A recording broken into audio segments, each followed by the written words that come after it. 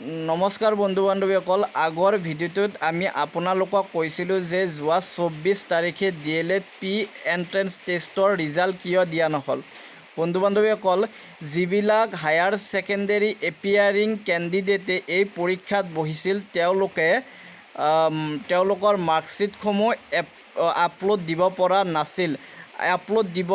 পৰা নাছিল কিয়নো তেওঁলোকৰ ৰিজাল্ট দিয়া নাছিল আৰু DLED কৰ্তৃপক্ষই এইটো সুবিধা কৰি দিছিল যে যিসকল এপিয়াৰিং ছাত্ৰ ছাত্ৰীয়ে পেইড এণ্ট্ৰেন্সত বহিব খোজে তেওঁলোকে এপ্লাই কৰিব পাৰিব, কিন্তু পিছত ৰিজাল্ট দিয়াৰ পিছত তেওঁলোকে নিজৰ মাৰ্কশ্বিটবোৰ ৱেবছাইটত আপলোড দিব লাগিব।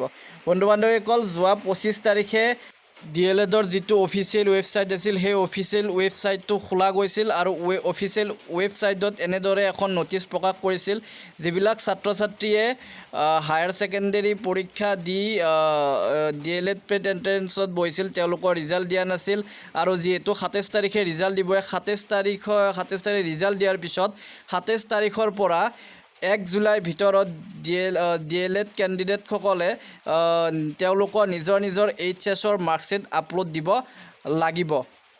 তাৰোপৰি ৱেবছাইটটোত প্ৰকাশ কৰিছে যে অহা 6 জুলাই তাৰিখে এই DLEDৰ এণ্ট্ৰেন্সৰ যিটো ৰিজাল্ট সেই ৰিজাল্টটো স্ক'ৰ আৰু নিজৰ ৰেংকৰ সৈতে DLEDৰ অফিচিয়েল ৱেবছাইটত ৰিজাল্টটো প্ৰকাশ কৰা হ'ব। সেয়েহে বন্ধু বান্ধৱীসকল আজিৰ এই ভিডিঅ'টো ইমানেই আছিল। এই ভিডিঅ'টো ইমানতে সামৰণি মাৰিছোঁ। যদি ভিডিঅ'টো ভাল পালে ভিডিঅ'টো লাইক কৰিব, চেনেলটো ছাবস্ক্ৰাইব কৰিব। ধন্যবাদ। জয় আই অসম।